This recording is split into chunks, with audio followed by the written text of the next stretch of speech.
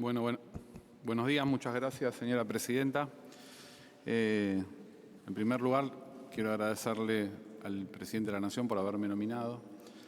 No solo como abogado, sino como integrante del Poder Judicial. Es un honor y una responsabilidad enorme, y es el máximo desafío al que puede aspirar un abogado o a un miembro del Poder Judicial, como al que le dediqué mi vida profesional como yo. También le quiero agradecer al Honorable Senado de la Nación y a esta comisión en particular. El Senado es un poder central, es una de las conquistas de las democracias, de los procesos constitucionales, de las democracias liberales. No es casualidad que en la parte orgánica de la Constitución el primer poder sea el Poder Legislativo y los primeros artículos estén dedicados al Senado de la Nación. Es donde transcurre la deliberación pública de ideas, que es la base de nuestra democracia. Y el Senado tiene además una cuestión adicional que es muy valiosa para nuestro sistema, que es la representación de todas las provincias, lo que tiene un valor respecto del federalismo extraordinario. Por otro lado, es este el lugar en donde yo debo dar las explicaciones y formular las respuestas que ustedes me requieran, sobre todo sobre mis actitudes y mis actos para el cargo que fui nominado. Bueno, mi nombre es Ariel Lijo, como dijo la locutora, tengo 55 años, soy padre de 3 hijos, María Belén, Santiago y Ángeles. María Belén se acaba de recibir de médica en la Universidad de Buenos Aires. Es un orgullo enorme para mí como padre y como egresado de la Universidad de Buenos Aires. Santiago estudia Derecho en la Facultad de Buenos Aires y Ángeles está en primer año del colegio secundario. Es la segunda vez que me toca venir a esta comisión de acuerdos. La vez anterior fue casi exactamente hace 20 años, en el año 2004, en este mismo salón, que tiene un valor histórico fenomenal, simbólico. Estamos debajo de la cúpula del Parlamento. En esa oportunidad se discutía en esta misma comisión mi candidatura al juzgado federal, que es el que actualmente ocupo de la capital. En esa oportunidad mi papá ya no nos puede acompañar, pero también me acompañó mi mamá, que es una luchadora. Les pido disculpas. Bueno, soy abogado, egresado de la Universidad de Buenos Aires, especialista en Administración de Justicia. La especialización en Administración de Justicia es una carrera de posgrado integral que marcó muchas de las cosas que después pude aplicar como juez en el juzgado, sobre todo en cuestiones de gestión, en certificación de procesos, en especialización sobre las materias que me tocaba investigar. Soy abogado, también egresado de esa universidad, y soy profesor de Derecho Constitucional. Hice toda mi carrera profesional en el Poder Judicial de la Nación. Toda mi carrera transcurrió desde que entré como meritorio. Hoy ya, gracias a la lucha de la Unión de Empleados de Justicia de la Nación, no están permitidos. Se pasó a un régimen de ingreso más democrático y que evite ese tipo de trabajo sin remuneración. Fui nombrado auxiliar administrativo o pinche, como se dice en tribunales, al último cargo en la defensoría, una defensoría oficial en lo criminal y correccional. Fue una experiencia extraordinaria. Yo era estudiante y interactuaba con detenidos, visitábamos las unidades penitenciarias, atendíamos a la familia. Fue una experiencia muy enriquecedora. Y después pasé a las fiscalías, recorrí fiscalías, fue en distintos cargos en la Fiscalía de Cámara, también en lo criminal y correccional, pasé de la defensa oficial al Ministerio Público.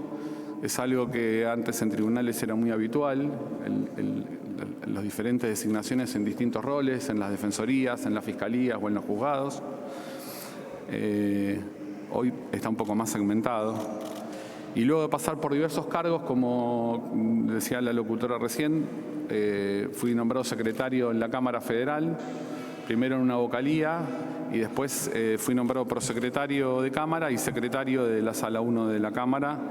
Y ahí fue cuando concursé, que fue un concurso de varios años y que atravesaron un proceso de inestabilidad institucional muy grande del país en ese momento, y fui designado juez federal, que es el cargo que tengo desde hace 20 años. Desde ese juzgado, como decía la locutora, pude investigar delitos de crimen organizado, delitos complejos, delitos de graves casos de corrupción, narcocriminalidad, trata de personas, delitos económicos, ciberdelincuencia. Elaboramos una gestión de bienes incautados en el marco de procesos penales y principalmente pude aplicar mi formación constitucional a la interpretación de la ley en todos aquellos casos que me tocaron, en los que me tocó intervenir, sobre todo en resguardo de las garantías en la toma de decisiones que tuve que aplicar. Respecto de lo que me preguntaba la señora presidenta o lo que me sugería la señora presidenta, yo creo que la Corte hoy está integrada por académicos, por jueces que provienen de distintos sectores de la actividad jurídica, y yo sería un representante del Poder Judicial en la Corte Suprema. Mi tarea durante estos 20 años fue resolver un sinnúmero de casos, aplicar mis conocimientos y mis decisiones a miles de decisiones. Cada decisión, cada resolución judicial y cada expediente tiene muchas decisiones, incluye muchas decisiones y muchas opiniones concretas en casos concretos que afectan a la gente y que el aporte es desde la jurisprudencia. En los procesos, en los juzgados de primera instancia, la regla es que precisamente lo determinante es la intervención, el control de las partes. Perdón. Es muy marcada la intervención de las partes, el control que tienen las partes y la actividad recursiva. Incluso toda la actividad recursiva es una son circunstancias que vienen de distintos modelos procesales y de distintos modelos de apreciación de la prueba. Nosotros venimos de un código, pasamos en el año 92 de un código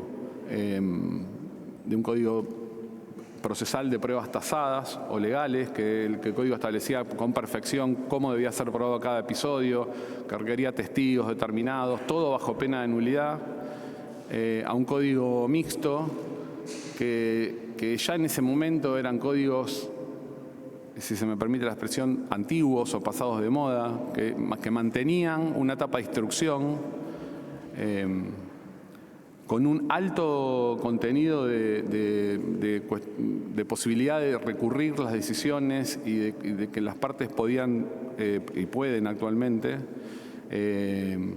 generar una actividad recursiva muy extensa, lo que por supuesto genera el aletargamiento de muchos de los procesos.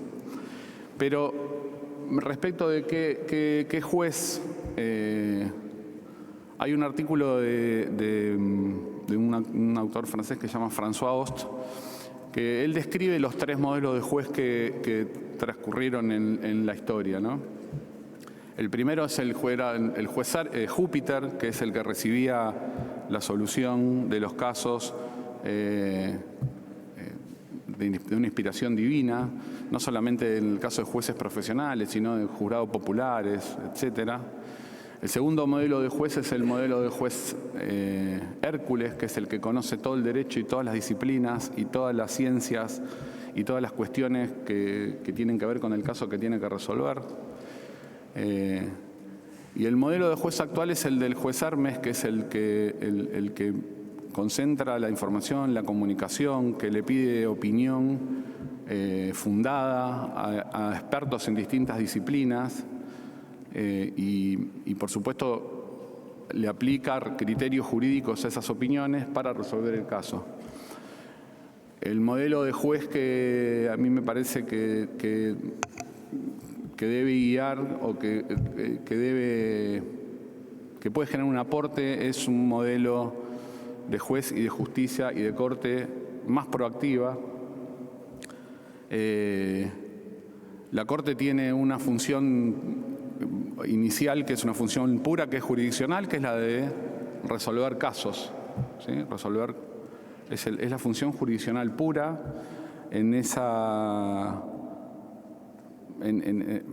resolver los casos desde un punto de vista jurídico y la intervención de la Corte empieza y termina en el caso.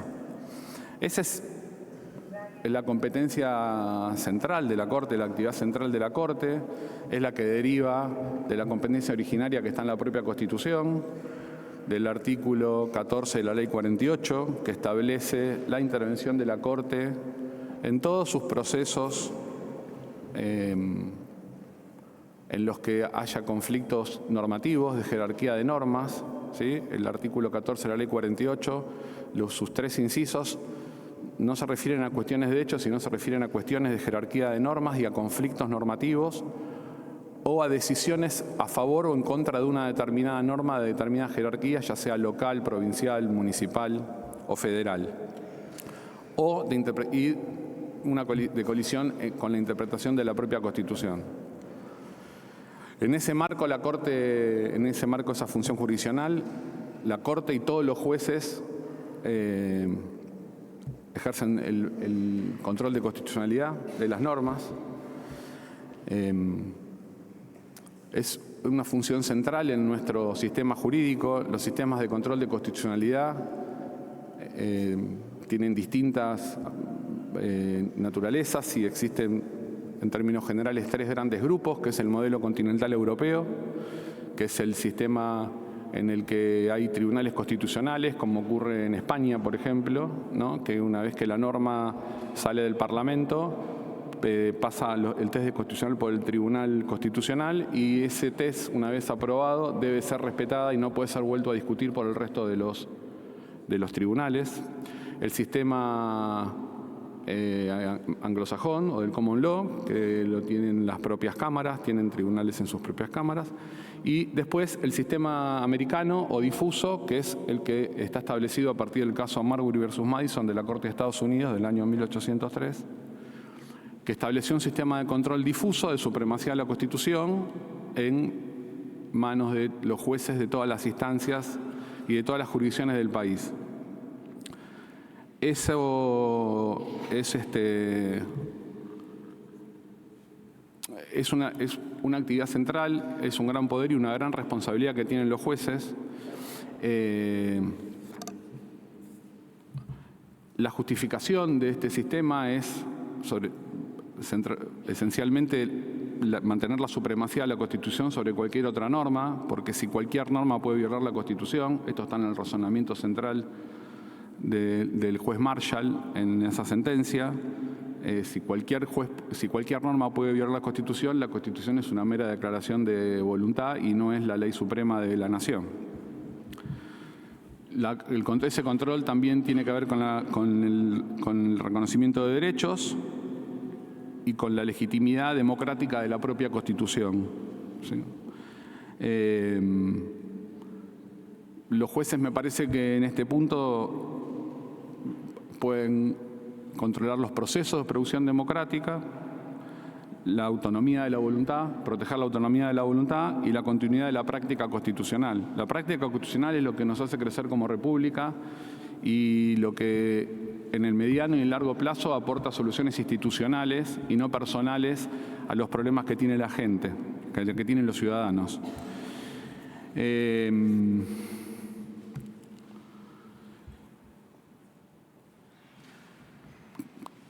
¿Qué me parece que estos 20 años, más los 10 años que estuve secretario de la Cámara o desde que ingresé en tribunales, La referencia que hacía respecto a la experiencia que tengo me permite asegurarles que la función de los magistrados no se agota en resolver casos, no se agota en resolver expedientes, en los expedientes que le toman, y que hay otras decisiones que deben abordar, que se deben abordar. Una de ellas es establecer políticas judiciales que irradien, ¿sí?, al resto de los tribunales del Poder Judicial, y para eso es indispensable conocer la realidad de la justicia federal de todo el país. ¿Qué es lo que le pasa a las justicias provinciales? ¿Qué es lo que pasa con los jueces en la frontera? ¿Qué pasa en la frontera norte? Hace 2 años hicimos un encuentro muy importante de la justicia, de todos los actores de la justicia, el Consejo de la Magistratura, hubo legisladores, gobernadores. Fue muy importante en la ciudad de Rosario. Ese encuentro de la justicia, ese encuentro que organizó la Asociación de Jueces Federales, con el apoyo de la Asociación de Magistrados y la Asociación de Fiscales, que es la AFUM, tuvo un origen que es paradigmático. Habían entrado a robar 2 veces en la casa de un juez federal y no se habían llevado nada, de un juez federal de Rosario. Entonces, lo que empezó como un encuentro de respaldo al juez terminó siendo incluso dentro del fin de la pandemia, que todavía teníamos restricciones. Fue un encuentro muy importante. En ese encuentro pudimos escuchar al juez federal del Dorado, que nos relataba, igual que pasa con jueces federales del norte, cuál es la realidad que viven esos juzgados.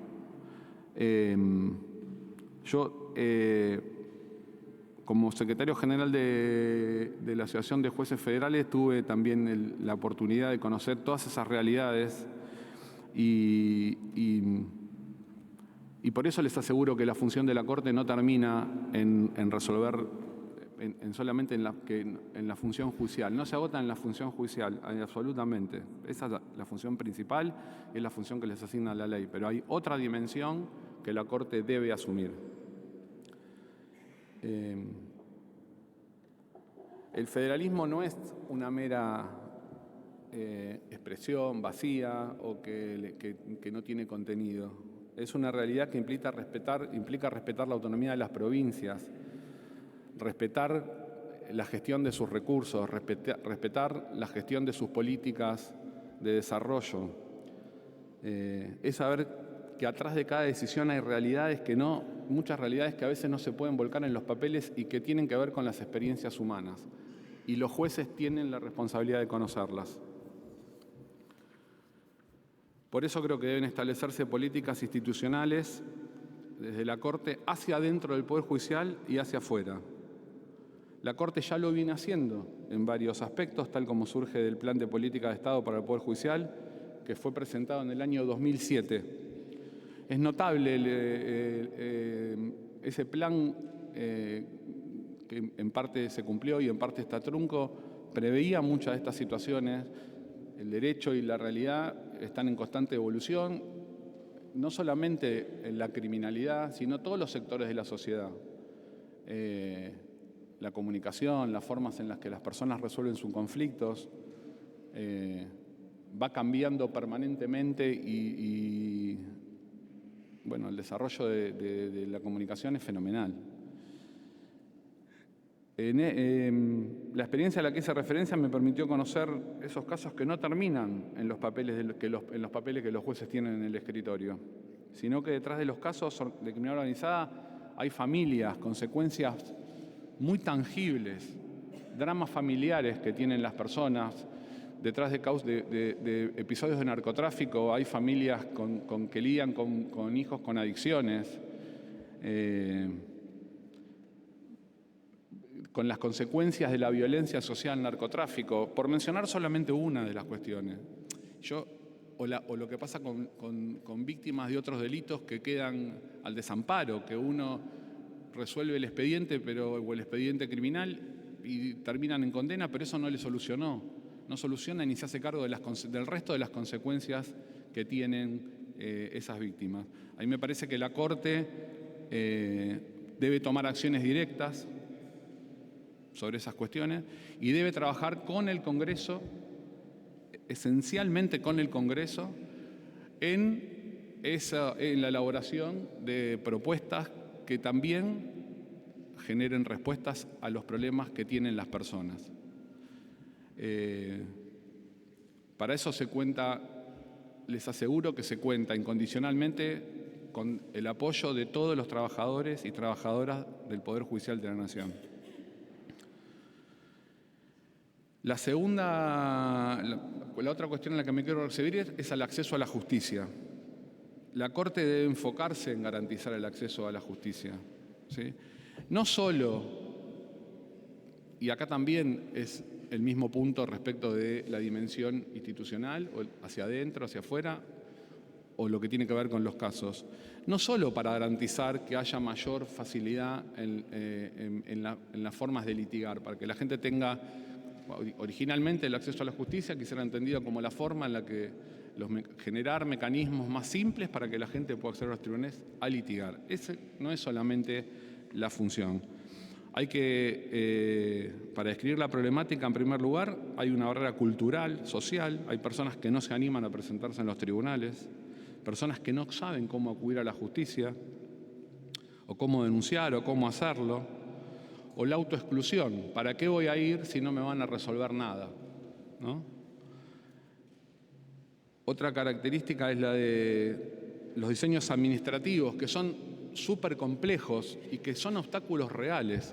Hay una traducción de Borges de un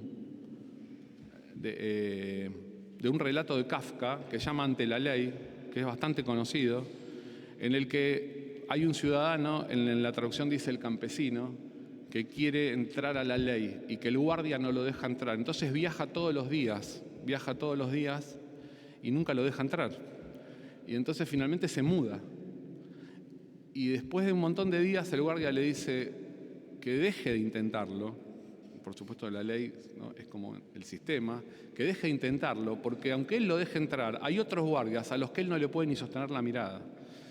Eso que ya describía Kafka es realmente en muchas cuestiones es a lo que los ciudadanos de a pie se confrontan cuando tienen que llegar a los tribunales a litigar o a lo que necesiten. De ahí que me parece que debe haber una sensibilización del sistema para develar los problemas reales que existen detrás de los conflictos. Lo que les decía antes, ¿qué pasa con un adicto, con la adicción? ¿Qué pasa cuando se fija una cuota alimentaria? ¿Sí? Nos fijamos, por ejemplo, si hay casos de violencia económica, ¿no?, como parte de la violencia de género.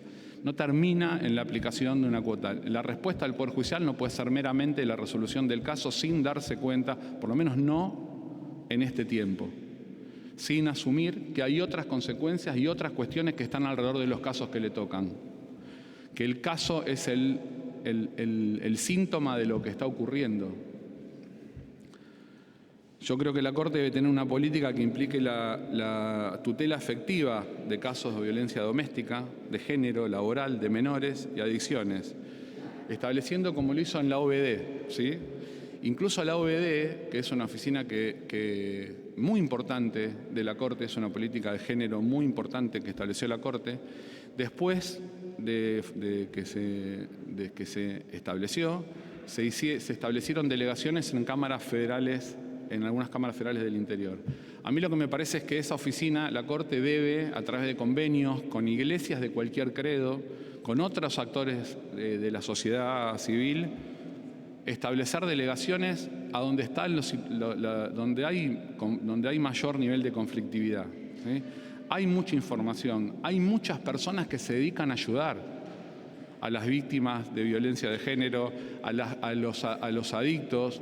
Yo tuve oportunidad en el marco de esta nominación de reunirme con sacerdotes de la Iglesia Católica y una reunión muy especial con pastores de las iglesias evangélicas en los que ellos me contaban mucho de esta problemática que les estoy diciendo y relataban que tienen por encima del 65% de índice de recuperación de adictos. Es un número muy importante. Bueno, es indispensable que la Corte, que tiene una Comisión Nacional de Narcotráfico tome contacto con estas organizaciones, tome contacto con las iglesias de cualquier credo, emprenda acciones que deriven y en conjunto con el Parlamento o en conjunto con actores del Ejecutivo, que deriven en acciones concretas y en soluciones para los problemas reales que tienen las personas.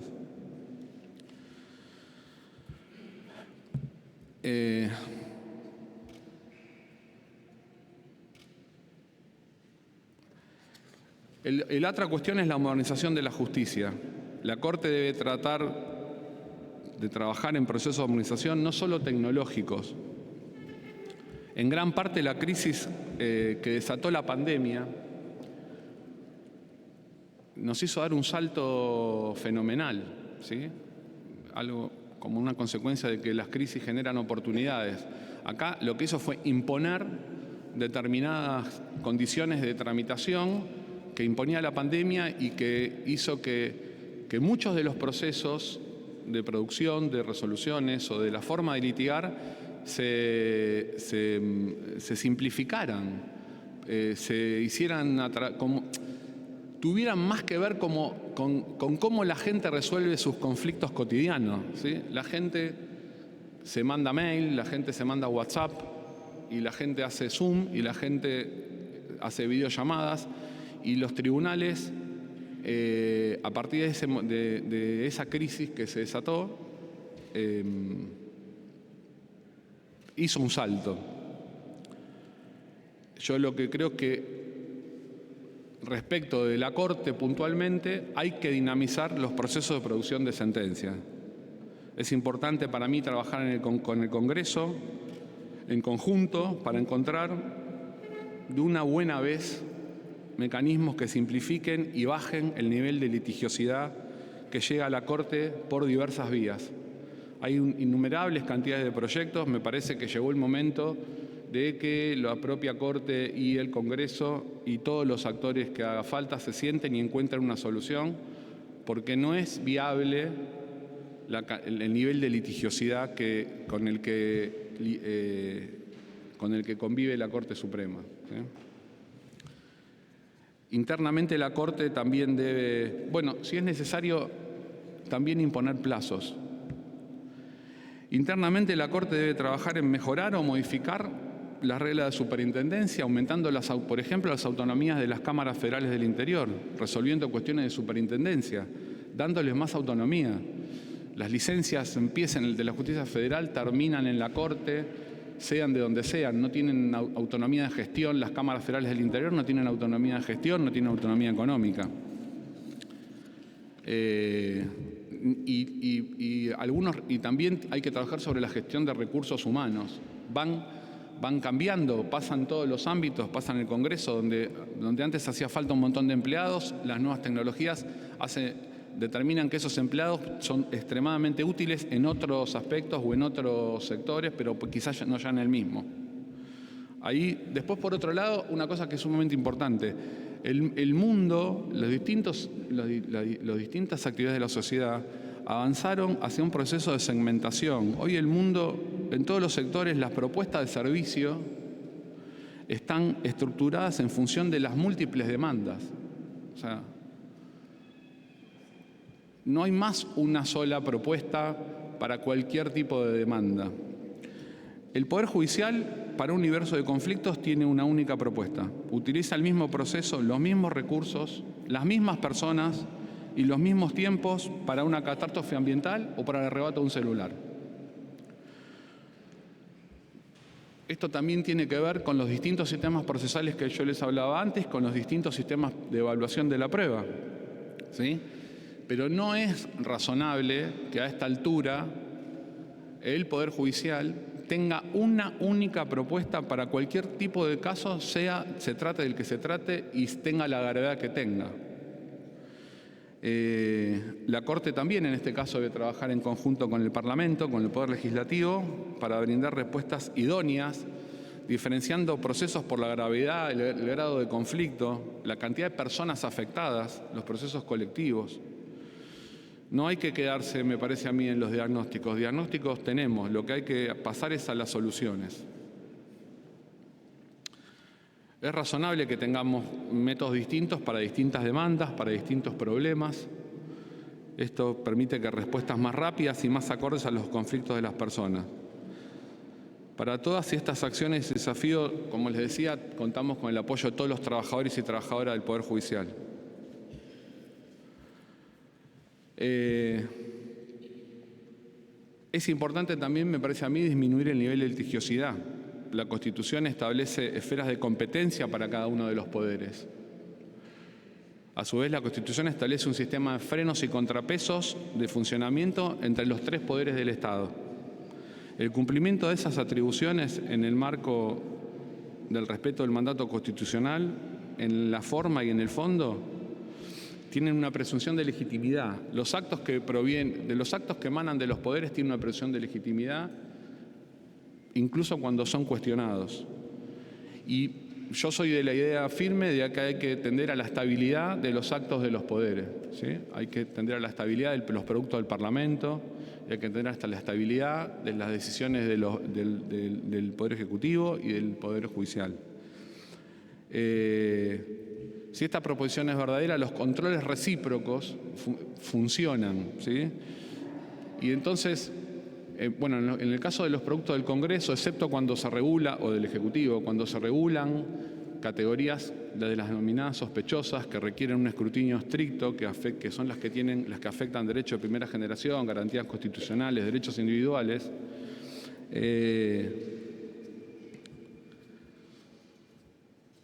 es particularmente grave y es de una gravedad institucional fenomenal la declaración de inconstitucionalidad de una norma, ¿sí? La intervención del Poder Judicial debe ser extremadamente restrictiva, no debe interferir en los procesos, en la toma de decisión, especialmente del Congreso, cuando se hayan respetado los procesos que establece la Constitución y cuando se hayan respetado el proceso democrático que la propia Constitución establece. Esto implica, entre otras tantas cosas, que las cuestiones de la política deben resolverse en el ámbito de la discusión de ideas que establece la Constitución para ese tipo de cuestiones. Las cuestiones entre el Parlamento y el Poder Ejecutivo tienen también sus propias reglas de los frenos y contrapesos. Y créanme que no siempre el Poder Judicial es el poder que puede brindar una solución para este tipo de conflictos. Por último,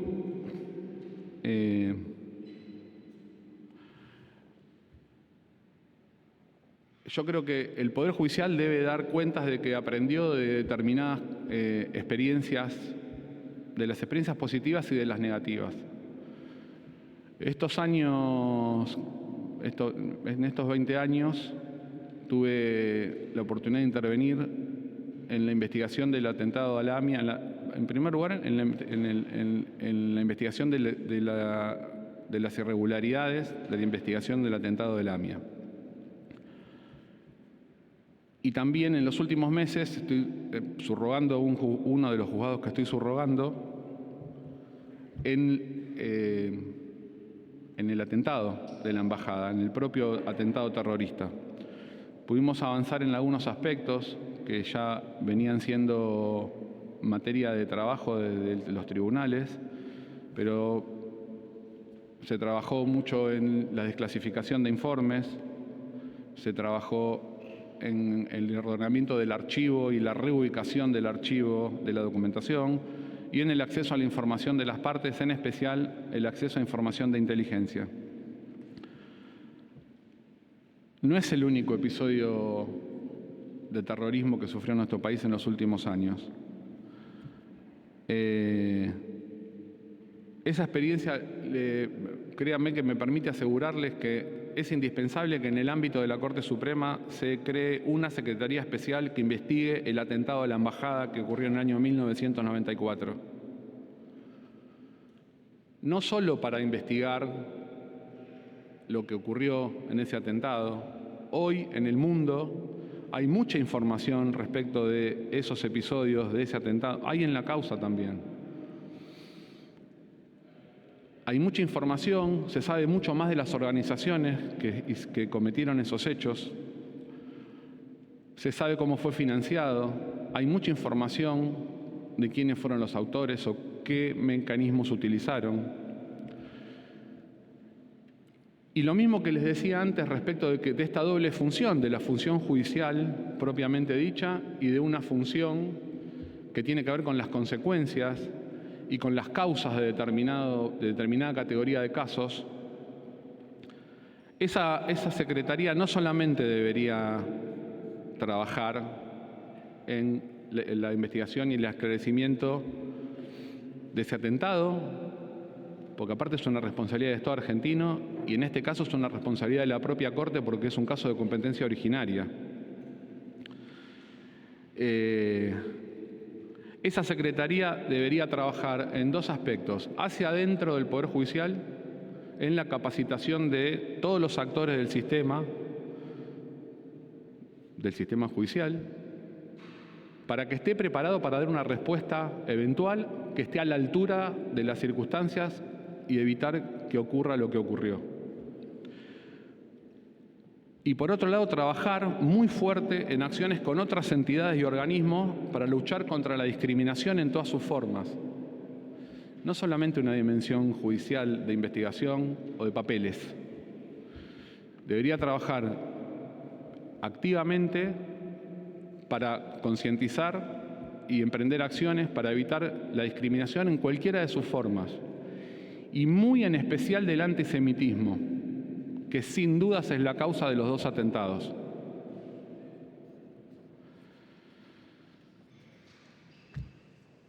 Yo creo que estas acciones pueden contribuir a un cambio fuerte en conductas que están muy arraigadas en nuestra sociedad. Gracias, señora presidenta. Muchas gracias, doctor.